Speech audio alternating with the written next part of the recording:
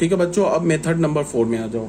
ये method number 4 best है, और ये जो मेथड नंबर 3 हमने वेन डायग्राम से किया है ये मेथड बेस्ट है।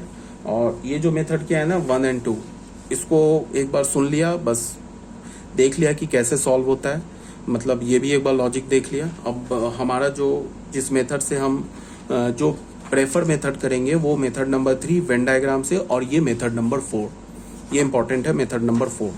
इसको हमने कैसे सॉल्व किया ये ध्यान से देखो। यहाँ पे हमने क्या बोला, A minus B union C, A minus B union C. तो तुम बच्चों इसको ऐसे देखो, हमारे पास क्या लिखा है, जैसे हम ऐसे बोलते हैं ना A माइनस बी, इसको हम क्या बोलते हैं, A इंटरसेक्शन B कंप्लीमेंट। अब तुम देखो यहाँ क्या लिखा है, यहाँ क्या लिखा है, यहाँ B की जगह B यूनियन C लिखा है, A minus B union C लिखा है। तो इसको हम कैसे लिखेंगे, A intersection B complement, B की जगह क्या है B यूनियन C, तो कंप्लीमेंट, ऐसे लिख दिया। अब इस पर बच्चों डिमॉर्गन्स लॉ लग जाएगा। तो इस पे डिमॉर्गन्स लॉ कैसे लगेगा, A इंटरसेक्शन, डिमॉर्गन्स लॉ में क्या बोला था कि अगर यूनियन है तो इंटरसेक्शन बना देते हैं, इंटरसेक्शन है तो यूनियन बना देते हैं। यहाँ क्या है यूनियन, तो इस पे हमने इंटरसेक्शन ऐसे बना दिया। उसके बाद यहाँ पे क्या इंटरसेक्शन है और यहाँ भी इंटरसेक्शन है, ठीक है ना। तो इसको हमने अगर ऐसे लिखा तो कोई प्रॉब्लम नहीं है, A इंटरसेक्शन B कंप्लीमेंट, एक इंटरसेक्शन, देखो यहाँ भी इंटरसेक्शन है यहाँ भी इंटरसेक्शन है, इसको हमने कैसे लिखा, A इंटरसेक्शन C कंप्लीमेंट, ऐसे लिख दिया। देखो A intersection B intersection C है, इसको तुम अगर ऐसे लिखा है या ऐसे लिखा है, ये ब्रैकेट लिखा है, तो इसको तुम बड़े आराम से intersection B intersection A intersection C लिख सकते हो, कोई प्रॉब्लम नहीं है, ठीक है। तो यहाँ पे हमने एक A एक्स्ट्रा ऐड कर दिया। अब बच्चों आ जाओ, A इंटरसेक्शन B कंप्लीमेंट क्या होगा, A माइनस B, ठीक है। और ये तो इंटरसेक्शन रह गया, A इंटरसेक्शन C कंप्लीमेंट क्या होगा, A माइनस C, तो प्रूफ हो गया, ठीक है। तो ये हमारा फर्स्ट पार्ट प्रूफ हो गया। सेम लॉजिक है, एग्जैक्टली सेम लॉजिक है सेकेंड पार्ट में। तो चलो एक बार सेकेंड पार्ट भी देख ही लेता हूँ। सेकेंड पार्ट एक्चुअली में है क्या वो देख लो। सेकेंड पार्ट में क्या बोल रहा है, सेकेंड पार्ट में यहाँ पे यूनियन था ना, ये इंटरसेक्शन हो गया और ये इंटरसेक्शन यूनियन में कन्वर्ट हो गया, ठीक है। तो इसको भी देख लेते हैं एक बार। हमने क्या किया, मेथड नंबर 1 में x हमने मान लिया element of A minus B intersection C का। तो यहाँ से हमें क्या पता चला, x element of A and x not element of B intersection C का। अगर तुम इसको B मानोगे तो अगर x A माइनस B का एलिमेंट है तो हम कैसे लिखते हैं, x element of A and x not element of B। तो B की जगह क्या है, B इंटरसेक्शन C, तो हम क्या बोलेंगे, x element of A and x not element of B intersection C। तो x element of A and ये कैरी किया। अब अगर x B इंटरसेक्शन C का एलिमेंट नहीं है तो यहाँ और आ जाएगा, तो इसको हम क्या बोलेंगे, x not element of B और x not element of C, and और पर डिस्ट्रीब्यूटिव हो जाएगा। तो हम इसे क्या लिखेंगे, x element of A and x element of A and x not element of B, और ये और इधर आ गया, देखो बच्चे ये और एंड है ना, और पर डिस्ट्रीब्यूटिव हो जाएगा। तो x element of A and x not element of B और x element of A and x not element of C। तो बस प्रूफ हो गया, x element of A minus B, अगर x A का एलिमेंट है और B का एलिमेंट नहीं है तो फिर A माइनस B का एलिमेंट है, ये और यहाँ आ गया। और अगर x A का एलिमेंट है और C का एलिमेंट नहीं है तो x किसका एलिमेंट है, A माइनस C का एलिमेंट है, ये और की जगह यूनियन डाल दिया, प्रूफ हो गया, ठीक है। मेथड नंबर 2 एग्जैक्टली सेम है मेथड नंबर 1, बस थोड़ा कैलकुलेटिव है। इसमें हम वही लॉजिक लेके चलेंगे, but if and only if को इम्प्लाइज ऐड कर देंगे। सेम लॉजिक ये जो लेके चल रहा हूँ ना यहाँ पे, ये सेम लॉजिक लेके चलेंगे, बट हम इफ एंड ऑनली इफ को क्या कर देंगे, ये इम्प्लाइज कर देंगे। ये सेम लॉजिक है यहाँ पे। तो x लेके चलें इसका एलिमेंट और हमें किसका मिल गया, इसका। तो इसका मतलब क्या हो गया, A minus B intersection C subset हो गया किसका, A minus B union A minus C का। तो यहाँ पे हमने इसको सबसेट मान लिया, सेम लॉजिक है। अब दूसरी बार में क्या करेंगे कि x एलिमेंट लेके चलेंगे A minus B union A minus C का। अब ये नीचे से ऊपर जाएंगे, इसके बाद यहाँ जाएंगे, इसके बाद यहाँ जाएंगे, इसके बाद यहाँ जाएंगे, इसके बाद यहाँ जाएंगे, इसके बाद यहाँ जाएंगे। देख लो वही चीज लिखा हुआ है, देख लो। तो फिर हमें क्या प्रूफ हो जाएगा, हमें ये प्रूफ हो जाएगा कि जो हमारा A minus B union A minus C है वो भी सबसेट हो जाएगा A minus B intersection C का। यहाँ से A माइनस इसमें हमने क्या प्रूफ कर दिया, A minus B intersection C किसका सबसेट हो गया, A minus B union A minus C का। फिर दूसरी बार में क्या करेंगे, एक्स इसका एलिमेंट लेंगे और इसके इक्वल दिखा देंगे, तो फिर ये जो है A minus B union A minus C वो सबसेट हो जाएगा ना A minus B intersection C का, तो फिर ये सेट और ये सेट इक्वल हो जाएगा। एक्स इसका एलिमेंट लेंगे यहाँ से, फिर इसके ऊपर जाएंगे, फिर ये जाएंगे, ये जाएंगे, ये जाएंगे, फिर ये आ जाएगा, तो इसका मतलब ये इसका सबसेट और ये इसका सबसेट, दोनों सेट इक्वल। सेम लॉजिक है, देख लेना आप। अब बच्चों मेथड नंबर 3 में आ जाओ। मेथड नंबर 3 में हमने क्या बोला, ए माइनस, ये बेस्ट मेथड है, मेथड नंबर 3, मेथड नंबर 4। इसमें हमने क्या बोला, ए माइनस बी इंटरसेक्शन सी, तो इसको हमने क्या लिखा, इस बी इंटरसेक्शन सी को तुम क्या करो, बी सेट मान लो। तो ये क्या लिखा हुआ है, ए माइनस बी लिखा हुआ है, तो ए माइनस बी को हम कैसे लिखेंगे, ए इंटरसेक्शन बी कंप्लीमेंट, तो इसको क्या लिखेंगे, ए इंटरसेक्शन बी क्या हमारा, बी इंटरसेक्शन सी का कंप्लीमेंट। ठीक है, इसमें तो डिमॉर्गन्स लॉ लगा दिया, सॉरी डिमॉर्गन्स लॉ नहीं लगाया, अभी हमने क्या यूज किया, A minus B is equal to A intersection B complement. ठीक है, अब इसमें लगाएंगे डिमॉर्गन्स लॉ, इसमें लगाएंगे डिमॉर्गन्स लॉ, तो इंटरसेक्शन है तो अलग अलग कंप्लीमेंट हो जाएगा, बीच में यूनियन आ जाएगा। फिर यहाँ पे इंटरसेक्शन है, यहाँ पे यूनियन है, तो इंटरसेक्शन यूनियन पे डिस्ट्रीब्यूटिव होता है, तो डिस्ट्रीब्यूट कर दिया। A intersection B complement again A minus B, A intersection C complement is A minus C, proof हो गया। ठीक है, ये था हमारा मेथड नंबर 3। अब बच्चों आ जाओ मेथड नंबर 4 में, using Venn diagram. Venn diagram में हमने क्या किया कि 3 सेट बना लिया एबीसी। तो सबसे पहले क्या बोल, हमने शेडिंग किया ए का, देखो ए का शेडिंग कर दिया, फिर बी इंटरसेक्शन सी का शेडिंग किया। तो बी इंटरसेक्शन सी का शेडिंग कैसे करेंगे, सिर्फ हमें वो रीजन देखना है जो बी में भी और सी में भी है, तो यही तो रीजन है बी और सी में, तो इसकी भी शेडिंग कर दी हमने। ठीक है, तो अब हमें क्या करना है, जैसे देखो ये ए सेट का शेडिंग कर दिया, ये हमने बी इंटरसेक्शन सी का शेडिंग कर दिया। अब हमें क्या करना है, ए माइनस बी इंटरसेक्शन सी हटाना है। इसका क्या मतलब है, ए सेट में से उस रीजन को हटा देना है, बी ए सेट में से बी इंटरसेक्शन सी के रीजन को हटा देना है। तो देखो ये जो रीजन है ना बच्चों, ये वाला रीजन देखो, ये जो रीजन देख रहे हो तुम, ये जो रीजन है वो देखो बी इंटरसेक्शन सी का है जो ए में प्रेजेंट है। ये रीजन देख रहे हो ना, ये रीजन बी इंटरसेक्शन सी का जो ए में प्रेजेंट है, तो उसको हमने हटा दिया। तो ये जो हमें क्या मिल गया, A minus B intersection C का रीजन मिल गया। A minus B intersection C का क्या मतलब है कि ए सेट के अंदर जाके देखो कि बी इंटरसेक्शन सी का कौन सा रीजन आ रहा है। तो बी इंटरसेक्शन का सी का जो रीजन आ रहा है ना ए सेट के अंदर, उसको हटा देंगे, तो हमें क्या मिल जाएगा, ए माइनस बी इंटरसेक्शन सी। इसको हमने फर्स्ट इक्वेशन बोल दिया। ठीक है, अब आ जाओ, हमने ए माइनस बी सेट ले लिया, ए में से बी को हटा दिया, बी ए माइनस सी ले लिया, ए में से सी को हटा दिया, बीच में यूनियन है, इसका मतलब ये भी शेडिंग लेना है, ये भी शेडिंग लेना है, तो दोनों शेडिंग ले लिया। तो देख लो, तो अगर हमने दोनों शेडिंग ले लिया तो हमें क्या मिल गया,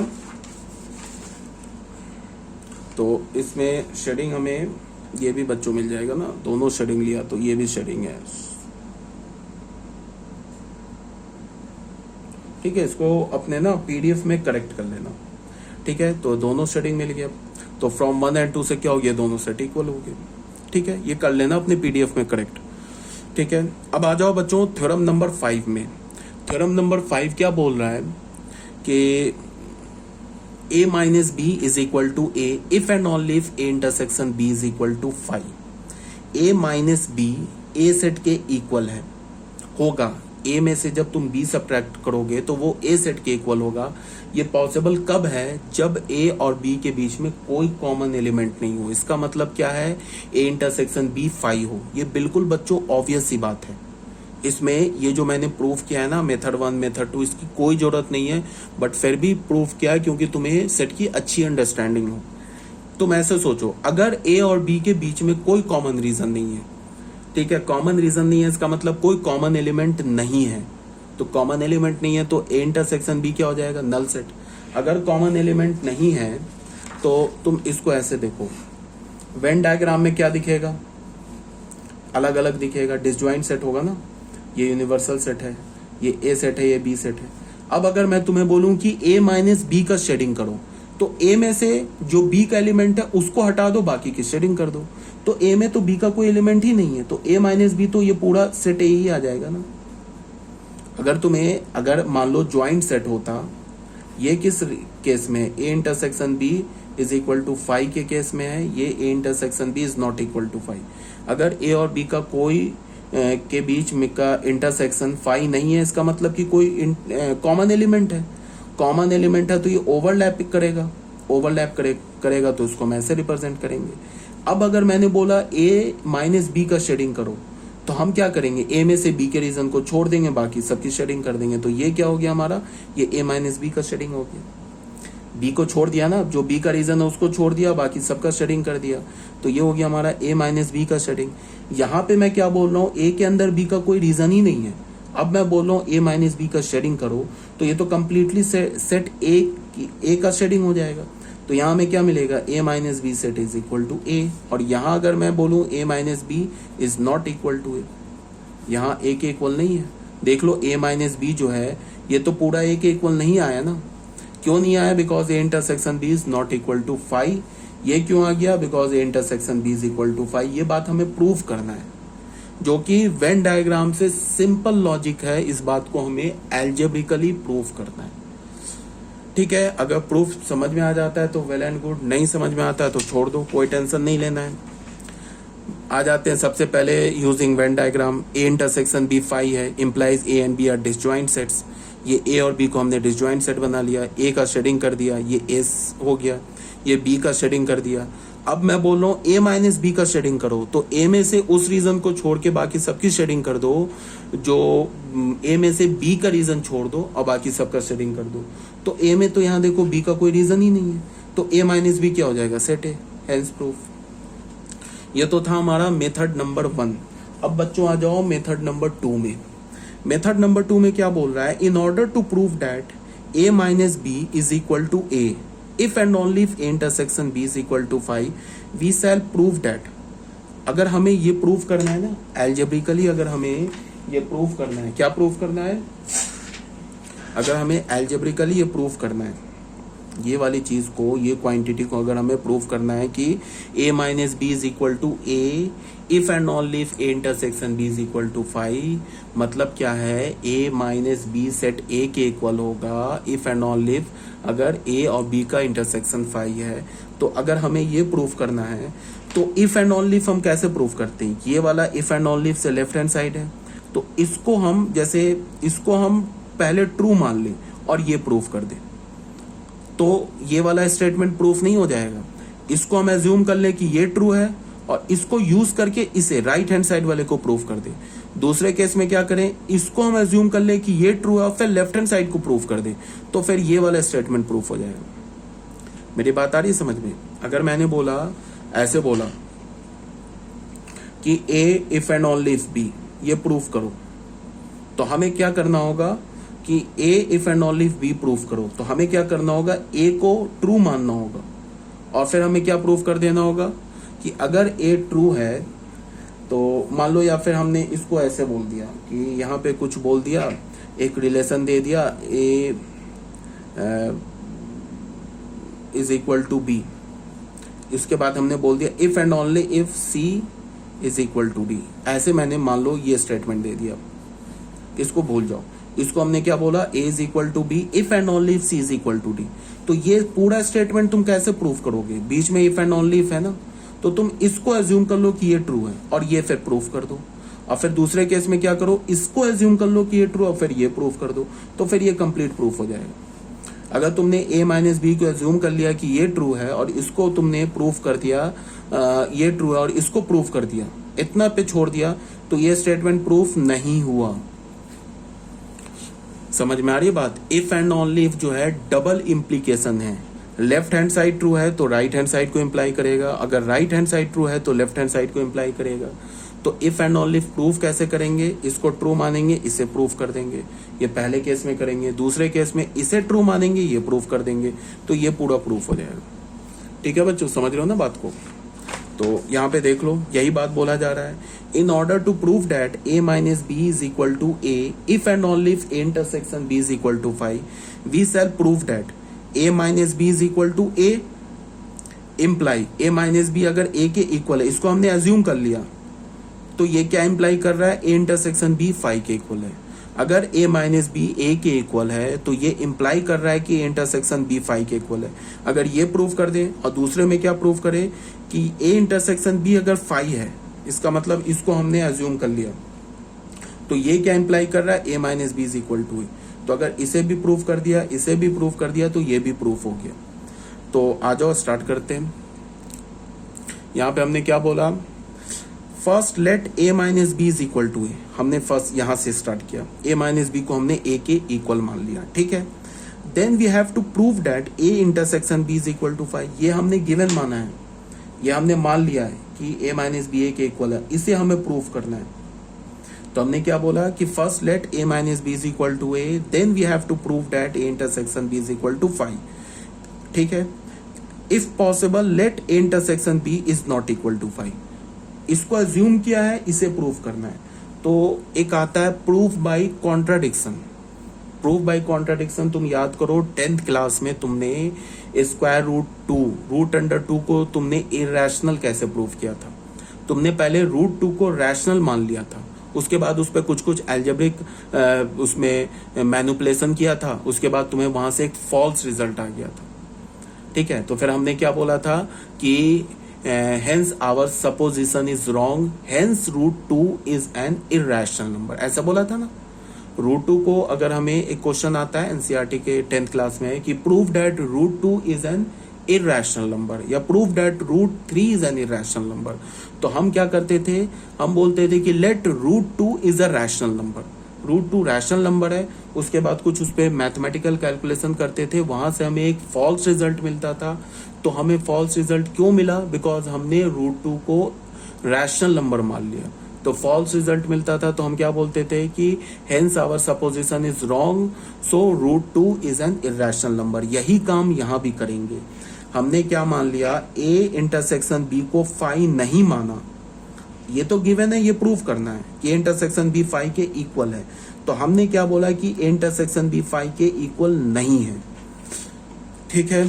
तो अगर ए इंटरसेक्शन बी फाई के इक्वल नहीं है, तो एक ऐसा एक्स एग्जिस्ट करेगा जो इंटरसेक्शन बी का एलिमेंट होगा। अगर मैं बोलूं ए सेट फाई सेट के इक्वल नहीं है, तो ए सेट में कोई ना कोई एलिमेंट तो होगा, तभी तो वो फाई के इक्वल नहीं है। तो अगर मैंने बोला कि एक्स जो होगा वो ए इंटरसेक्शन बी का x A intersection B phi नहीं है, तो एक एक्स मिल जाएगा जो ए इंटरसेक्शन बी का एलिमेंट होगा। तो अगर एक्स ए इंटरसेक्शन बी का एलिमेंट है, तो एक्स ए का भी एलिमेंट है एंड एक्स बी का भी एलिमेंट है, बिकॉज बीच में इंटरसेक्शन है। तो इसको देखो मैं क्या लिख सकता हूं, एक्स एलिमेंट ए का है। अब एक बात बताओ, अगर एक्स जो है वो ए का एलिमेंट है, ठीक है, तो एक्स जो होगा वो क्या होगा, ए माइनस बी का भी एलिमेंट होगा। ये बात समझ रहे हो। अगर एक्स जो है हमारा ए का एलिमेंट है, तो इसको मैं लिख सकता हूं x element of A minus B and x element of B. यहां से यहां कैसे गए हम, ये देखो। अगर मैंने बोला कि x is the element of A and x is the element of B, तो इसको मैंने क्या बोला कि x element of A minus B and x element of B. ये कैसे आ गया, ये बताओ। अगर एक्स एलिमेंट है ए का, ठीक है, तो इसको तुम ऐसे बोलो कि अगर x एलिमेंट है a का, तो a किस सेट के इक्वल है, a तुम बताओ, a सेट किसके इक्वल है। यहां पे हमने एज्यूम क्या किया बच्चों, ये देखो, ये हमने एज्यूम किया है ना, a minus B set a के, a माइनस बी सेट को a के इक्वल एज्यूम किया ना यहाँ पे। तो अगर x a का एलिमेंट है, तो x a माइनस बी का भी एलिमेंट होगा, because a is equal to a minus B. यहाँ पे रीजन क्या लिख सकते हो, a is equal to a minus B. ये तो हमने स्टार्ट में ही एज्यूम कर लिया। तो इस a की जगह हमने क्या लिख दिया, a minus B and x element of b लिख दिया। अब अगर x a माइनस बी का एलिमेंट है, तो इसको हम क्या बोलेंगे, x element of a and x not element of b and x element of b। ये तो एज इट इज कैरी हो गया। ये ब्रैकेट को उठा के हमने यहाँ लगा दिया, ये 3 पे है ना एंड, तो इस ब्रैकेट को उठा के यहाँ लगा दिया। तो इसको हमने क्या बोला, x element of a and x not element of b and x element of b। But x not element of b and x element of b both can never be possible simultaneously। यहाँ पे हमें बच्चों एक false result मिल गया। ये जो result लिखा है ना, ये फॉल्स रिजल्ट है। क्यों? ये क्या बोल रहा है कि x b का एलिमेंट नहीं है एंड x b का एलिमेंट है। ये तो यही बात हो गई ना कि x 1 जो है वो a का एलिमेंट नहीं है एंड 1 a का एलिमेंट है। ये तो फॉल्स रिजल्ट है ना। मैंने क्या बोला है कि x b का एलिमेंट नहीं है एंड x b का एलिमेंट है, तो ये हमें क्या मिल गया? फॉल्स रिजल्ट मिल गया। इसी बात को हमने क्या लिखा है? But x not belongs to b and x belongs to b both can never be possible simultaneously. अगर x b का एलिमेंट नहीं है तो फिर वो b का एलिमेंट कैसे हो गया? Thus we arrive at a contradiction, so our supposition is wrong, therefore a intersection b is equal to 5। तो यहां से हमें क्या मिला? Hence a minus b is equal to a implies a intersection b is equal to 5। तो हमने क्या मान लिया? हमें क्या प्रूफ करना था? कि a इंटरसेक्शन b को 5 प्रूफ करना था। हमने क्या बोला? कि a इंटरसेक्शन b 5 के इक्वल नहीं है। तो वहां से हमें क्या मिला? एक रॉन्ग रिजल्ट मिला, फॉल्स रिजल्ट मिला। तो फिर हमने क्या बोल दिया कि फिर a इंटरसेक्शन b 5 है। अभी बच्चों ये एक ही पार्ट प्रूफ हुआ है, ये वाला पार्ट प्रूफ हुआ है, ये पार्ट प्रूफ हुआ है। अब ये थ्योरम जो हमारा प्रूफ नहीं हुआ है, ये वाला जो थ्योरम है ये प्रूफ नहीं हुआ है। अब इसका उल्टा भी प्रूफ करना होगा। अब हम a इंटरसेक्शन b को 5 मानेंगे और ये जाके प्रूफ कर देंगे, तब जाके फिर ये प्रूफ हो जाएगा। ठीक है, तो अब हमने क्या बोला? Conversely let a intersection b is equal to 5। इसको हमने 5 मान लिया। Then we have to prove that a minus b is equal to a। इसको हमने अज्यूम कर लिए, हमें प्रूव करना है। For this we shall show that अगर a माइनस बी a के इक्वल है, ये अगर हमें प्रूव करना है तो हम क्या शो कर दें कि a माइनस बी जो है, a माइनस बी का subset, a minus B is the subset of a and a is the subset of a minus B. अगर ऐसा हमने प्रूव कर दिया तो क्या मिल जाएगा हमें? फिर हो जाएगा a minus B is equal to a।